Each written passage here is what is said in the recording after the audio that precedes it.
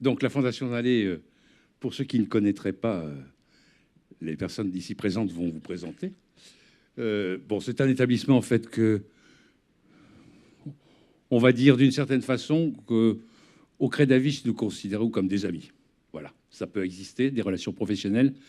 Je vais même dire que la plupart des relations professionnelles que nous avons au Crédavis sont très souvent des relations très amicales. Mais ce n'est pas la raison pour laquelle nous avons retenu cette contribution. Nous l'avons retenue pour une raison principale, mais vous verrez qu'il y en a plein d'autres, mais surtout une. C'est qu'ayant l'habitude, moi et d'autres collègues intervenants, comme faisant des formations dans l'institution, une chose très fréquente quand on me fait une demande de proposition pour intervenir dans une institution pour de la formation sur ces questions-là, je demande toujours systématiquement est-ce que la direction sera présente et est-ce qu'il y aura des cadres de la direction présents. Eh bien, j'ai eu la chance de temps en temps, effectivement, d'avoir des chefs de service ou des cadres. Il n'est arrivé qu'une seule fois où il y avait quelqu'un de la direction. Alors je me suis dit que les directeurs devaient être asexués, donc les questions de sexualité ne devaient pas les concerner, mais je ne crois pas que c'est la vraie réponse. Et la Fondation Vallée a ce site particulier. Alors à ma connaissance, il y a peut-être d'autres cas, mais à notre connaissance, c'est la première fois qu'une fondation, c'est-à-dire qu'une institution qui regroupe plusieurs services, prend cette question à bras-le-corps en commençant par le haut. Et ils vont nous expliquer comment.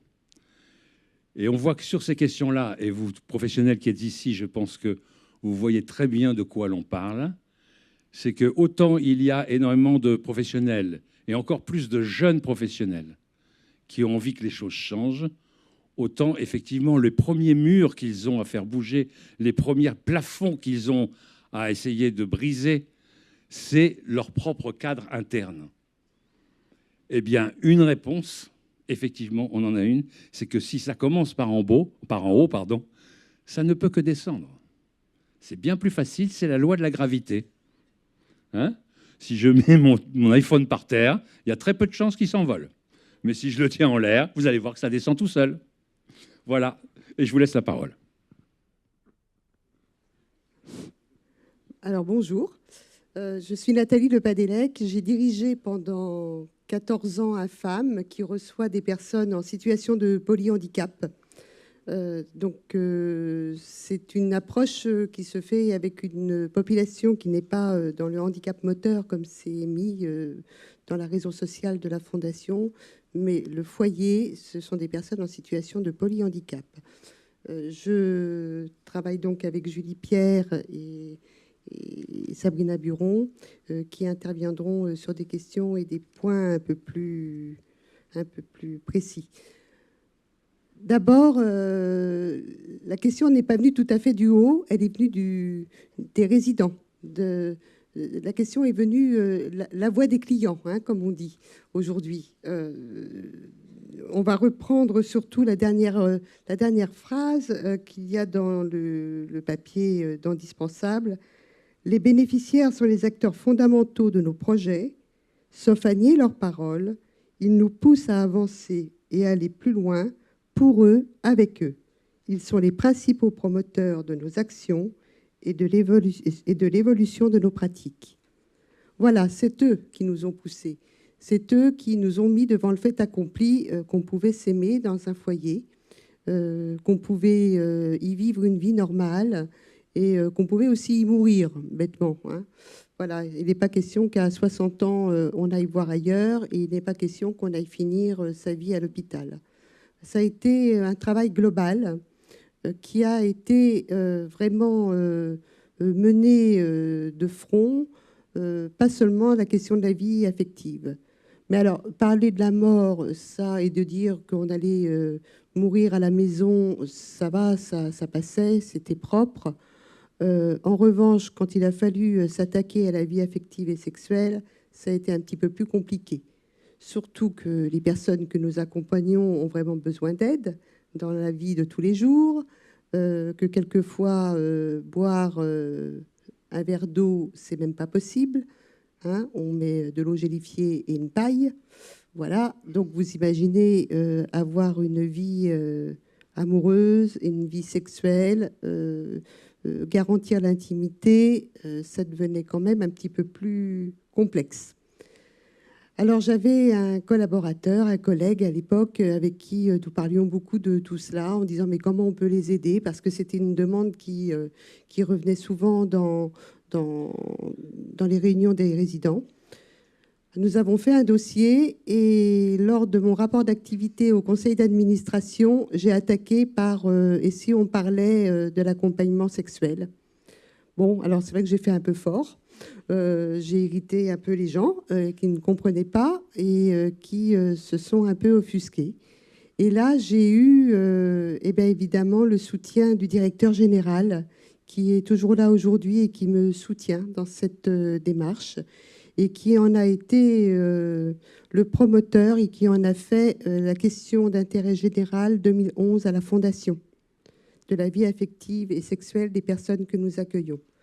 Ça veut dire aussi que maintenant, c'est entré dans le projet de la Fondation, que ça touche aussi bien le soin de suite de réadaptation, qui reçoit des personnes en moyen séjour, hein, en général, c'est à peu près 3 mois. Ça a touché aussi la question des enfants et des grands adolescents de l'Institut d'éducation motrice et évidemment les adultes du foyer d'accueil médicalisé. Donc un travail a été fait de former dans un premier temps avec SHP, Sexualité Handicap Pluriel, une partie de l'encadrement, des directeurs, mais aussi des personnes du conseil d'administration. Bon, alors tout ça, hein, après des discussions, évidemment, hein, ça ne s'est pas fait du jour au lendemain. Voilà, donc ça fait. Après, nous avons organisé des sessions à l'intérieur de la Fondation, des sessions de 3 jours pour l'ensemble des équipes, que ce soit les équipes du FAM, les équipes du SSR ou les équipes de l'IEM.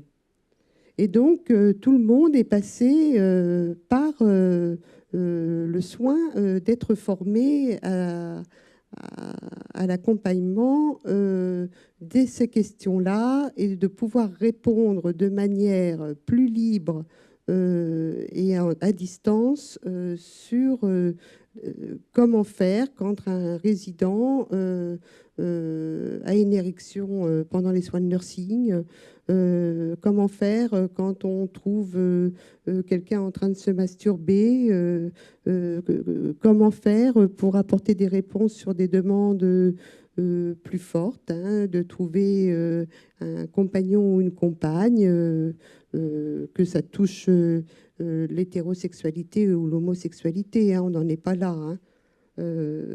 Voilà, donc toutes ces questions-là ont été abordées, mais ça, je laisserai le soin à Sabrina de devenir un peu plus sur ce thème-là. Aujourd'hui, tout le monde a été formé sur les deniers propres de la Fondation parce que au départ, on ne pouvait pas le mettre sur le plan de formation pour des questions de numéro de formateur et autres reconnaissances. Donc ça veut dire que la Fondation, chaque année, a mis 15 000 € de sa poche sur les formations en interne et puis a continué évidemment à avancer. Ce qui était important, c'était aussi qu'on fasse connaître notre démarche, qu'on puisse la porter à l'extérieur, d'abord pour enrichir nos pratiques, et puis pour dire que c'est d'une simplicité, hein, c'est la vie de tous les jours. Il n'y a pas à aller chercher ailleurs, quoi. C'est la vie affective et amoureuse des personnes, c'est la vie. Voilà. Donc, nous avons mis en œuvre évidemment des communications et puis des recherches de réseau importantes. Alors, merci Jean-Luc, qui a été un des premiers à réagir à un article.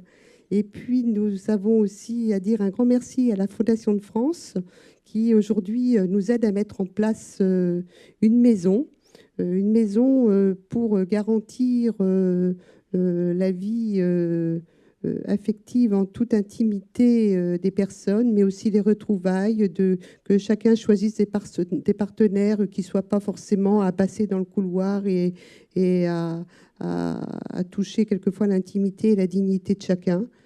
ou être quelquefois être là sous des regards un peu narquois, parce que tout le monde n'en est pas encore au même niveau. Hein, il y a encore des positions propres, hein, quelquefois, qu'il faut amener à notre discours et à notre philosophie. Voilà, donc cette maison, elle est en cours d'aménagement. Elle n'a pas de nom pour l'instant, parce que je pense que ça sera aux bénéficiaires de lui donner un nom. En tout cas, ça va être l'occasion de rencontrer des partenaires, mais aussi pour les personnes qui sont à SSR de pouvoir se retrouver. Qu'est-ce que c'est que la vie d'un couple après un AVC pour l'un, un accident autre, neurologique pour d'autres, comment on se retrouve, qu'est-ce qui est devenu l'homme ou la femme qu'on a connu, comment on va entrer à nouveau en relation, ne serait-ce aussi que de repasser un moment avec ses enfants, sa famille, avant de pouvoir évoquer un retour de temps en temps à la maison. C'est tout ça, cette maison. Ce n'est pas seulement que le sexe à tout prix. C'est l'amour, c'est l'émotion, c'est l'envie de vivre ensemble. Voilà.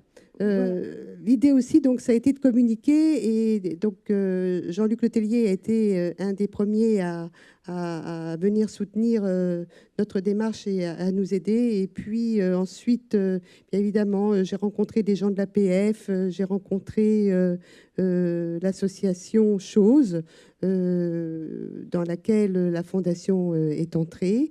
Et puis aujourd'hui, elle va être présente dans la nouvelle configuration du CERES.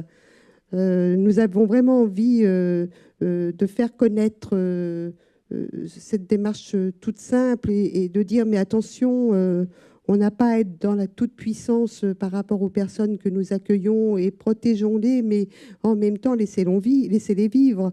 Alors nous avons, pour la petite anecdote, Christine, une jeune femme qui est passée dans In Vivo, qui a été interviewée dans le cadre de la sexualité, handicap et sexualité, le dernier tabou, hein, qui était passé sur France 5 dans le magazine de la santé, et ensuite ça a été retransmis dans In Vivo. Et cette jeune femme, parmi d'autres résidents qui avaient été interviewés, a dit moi je veux savoir ce que c'est que d'être pénétrée. Donc c'est une personne en situation de polyhandicap, en fauteuil, hein, qui a besoin vraiment d'être aidée aussi dans tous les actes de la vie quotidienne. Mais ça a été un cri du cœur, quelque chose qu'elle ne connaît pas. Et donc elle a dit ça à la télé. Et il faut savoir qu'une quinzaine de jours après, elle a été agressée verbalement par une serveuse dans un restaurant, alors qu'elle y déjeunait avec ses parents. Parce que c'était impensable qu'elle ait pu tenir ce genre de discours à la télé. Donc vous voyez, on a encore du chemin à faire. On a du chemin à faire, nous, en tant que travailleurs sociaux, dans les établissements, les fondations, les associations où nous passons, dans les services, mais aussi on a du chemin à faire par rapport au regard extérieur. Hein, ça, c'est vraiment important. Elle est prête.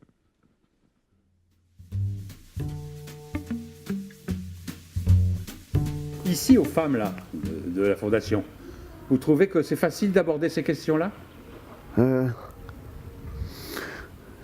Oui, mais aux femmes, mais pas avec nos parents, parce qu'avec les parents, c'est trop compliqué pour parler de ça. Mais avec le personnel du FAM, c'est faisable. Oui. Et ils sont à l'écoute. Oui. Voilà, c'est une vraie... Si vous... Bon, parce que le film, il va être passé devant plein de gens, hein, Ouais. 100 personnes qui viennent de toute la France. Si vous avez un message à leur donner pour dire comment, dans tous les centres comme ici, il faut aborder la question de la sexualité, qu'est-ce que vous diriez à tous ces gens-là ? Bah, qu'ils fassent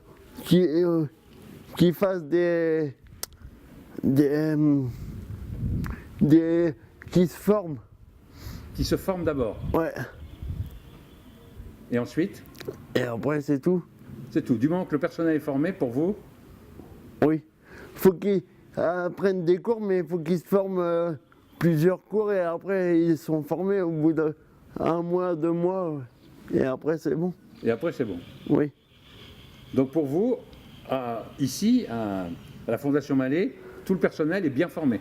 Oui. Enfin, pour moi, après. Oui, pour vous, mais c'est votre avis à vous. Hein. Oui, oui. D'accord. Vous ressentez les choses comment, personnellement? Moi, Oui. je peux pas. L'amour, Vous pouvez pas. non. Et vous aimeriez? Ouais, Ouais. Et vous pensez ici que le FAM peut vous aider? ouais, Oui. Vous avez confiance dans le personnel sur cette question-là? oui, Les gens sont à l'écoute? oui, Et ça vous aide qu'il y ait des gens qui puissent vous entendre? oui. Sur le plan affectif, amoureux, vous avez déjà été amoureuse? Ouais, Ah oui. Et vous êtes toujours amoureuse en ce moment ou pas? non, Non. Mais quand vous étiez amoureuse, c'était bien? ouais, Vous avez un bon souvenir? ouais. C'était un foyer ici. Oui. D'accord. Donc, la même question que j'ai posée à Benjamin, puisque le film va être passé devant plein de gens qui sont des professionnels, hein, si vous avez un message à leur dire, qu'est-ce qu'on pourrait leur dire? Et faites l'amour. Comment? Faites l'amour. Faites l'amour. C'est ça votre message? Ouais. C'est un beau message. Merci à Sania. Ce sont ces petits riens qui me venaient de vous.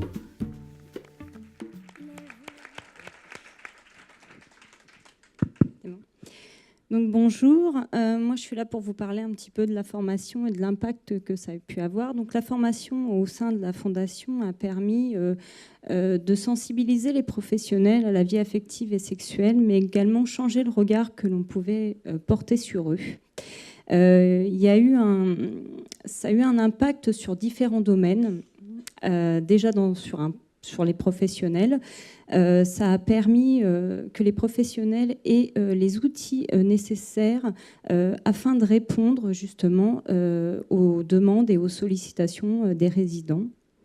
Ça a permis aussi aux professionnels de pouvoir plus facilement échanger quand ils se retrouvaient dans une situation où ils pouvaient être en difficulté pendant un soin, s'il y avait une érection, de pouvoir mettre des mots dessus et de pouvoir échanger avec les différents professionnels pour ne pas prendre ce moment comme quelque chose qui venait d'eux, que c'était de leur faute, mais vraiment pour pouvoir échanger et avoir un avis et un soutien des autres professionnels. Ça a été aussi donc pour accompagner au mieux les personnes avec qui que nous accueillons au sein du foyer. Au niveau des résidents, il y a eu aussi un impact qui a été assez important puisque ça a permis de la liberté d'expression. Les résidents se sont sentis plus en confiance, plus entendus, ont été plus à même en tout cas à pouvoir formuler leurs souhaits, leurs demandes, de pouvoir échanger avec eux sur des questions qui commençaient à émerger sur leur intimité, puisqu'on sait très bien que l'intimité en institution est c'est parfois difficile et on n'a pas forcément toute la même notion de l'intimité.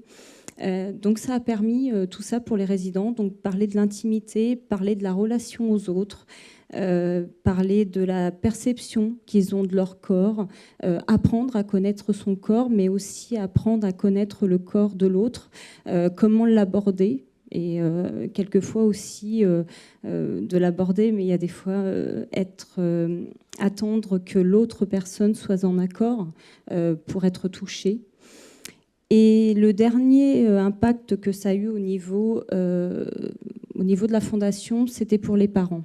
On sait très bien qu'il y a des fois les parents, c'est un petit peu compliqué. Ils ont une image de leur enfant qui, quelquefois, reste le tout petit enfant. Là, cette formation... Déjà, ils ont été informés, donc ils ont su.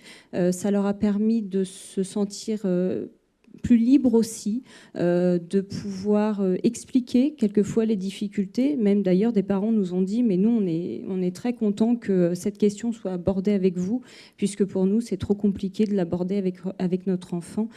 Donc ça a permis cette liberté pour eux de poser leurs questions, de poser leurs difficultés, et de faire également des demandes.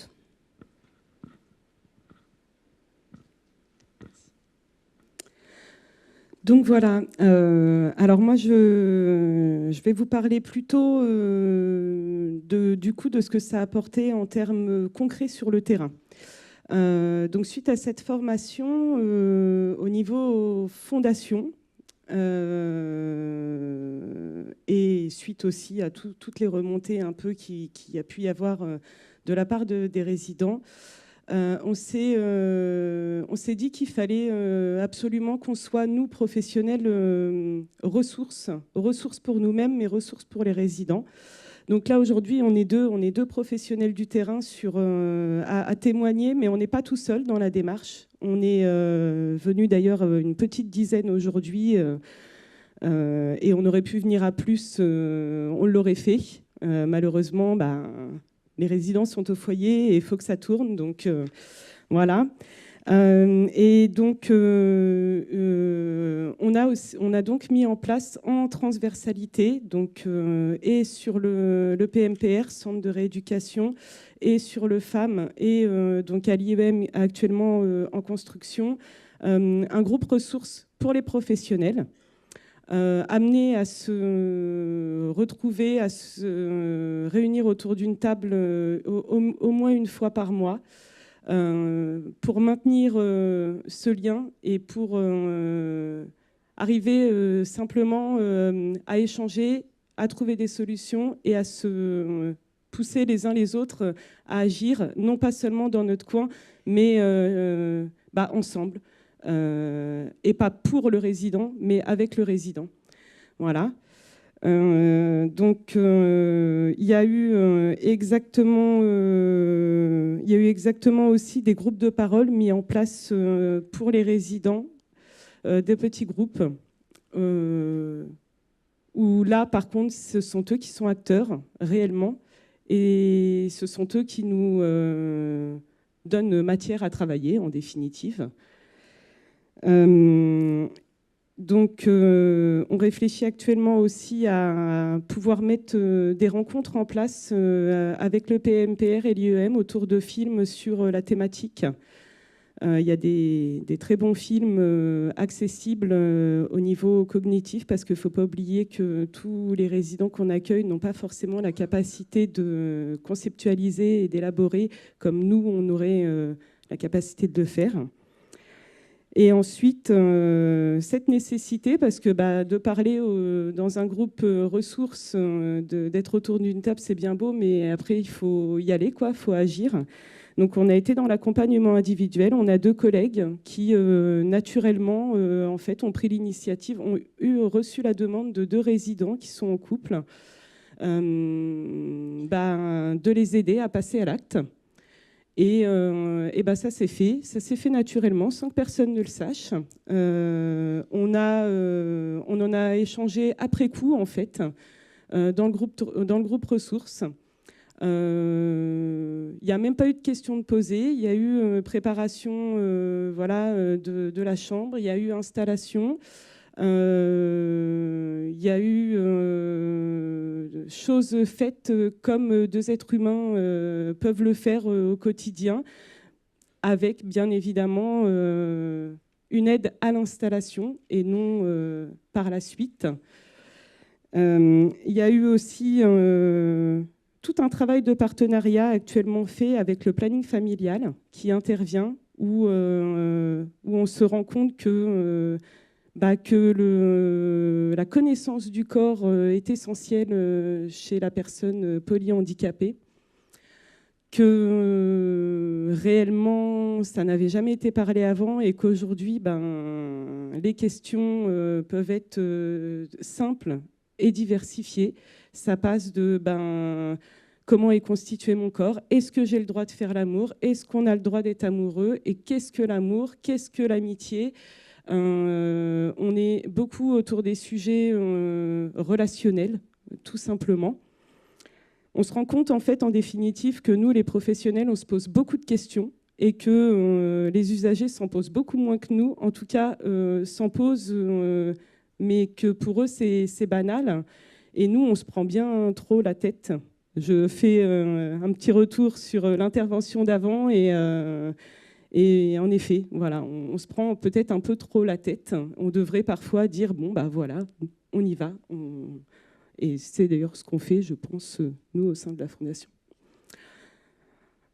Donc du coup, on ne revient pas sur la communication qui est faite avec brio, je pense, et notre inscription à choses et au CRS.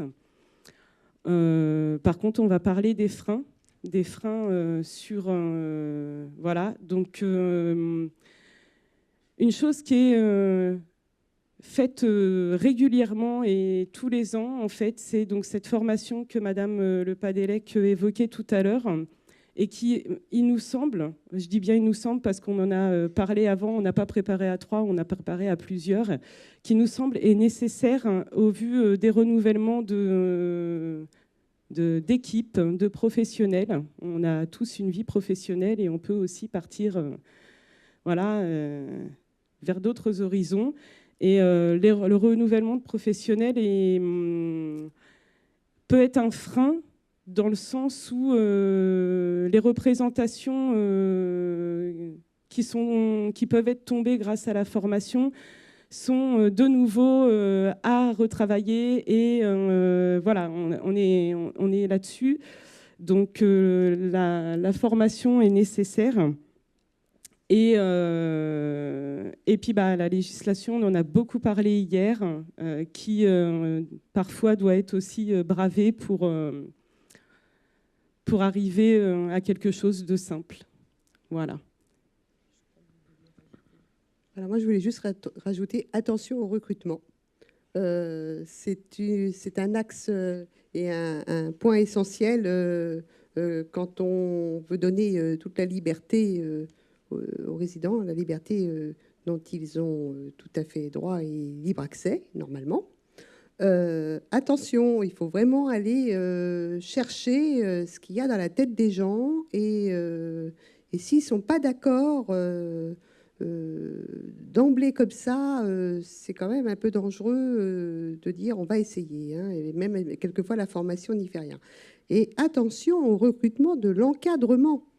Parce que quelquefois, c'est plus facile de faire changer d'avis des personnes dans les équipes parce qu'on est entraîné par le travail, la réflexion, l'élaboration. Mais l'encadrement, c'est important. Ils doivent, à la Fondation, c'est inscrit. Hein, le comité d'éthique a décidé que, voilà, il y a 3 points qui sont cités, hein, comme quoi la personne ne peut pas vivre sans vie affective, qu'on doit respecter sa dignité, qu'on doit mettre tout en œuvre pour qu'elle ait accès à cette vie affective. Voilà. Et ça, il faut vraiment sans cesse le rappeler, et c'est important. Et c'est ça qui peut être un frein, hein, c'est qu'après les gens ne jouent pas le jeu. Et c'est à tout le monde d'être vigilant. Voilà. Et puis, ce que je voulais dire aussi, hein, c'est que, évidemment, dans les projets d'établissements tels que les nôtres, eh bien, c'est important de penser que la compensation des handicaps, c'est d'aider à trouver des solutions adaptées, les personnes, et aider les personnes elles-mêmes à trouver les solutions adaptées. Voilà, toutes les solutions.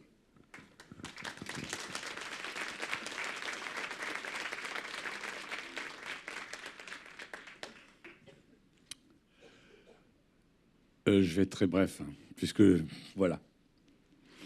Je pense que ce n'est pas la peine d'en rajouter.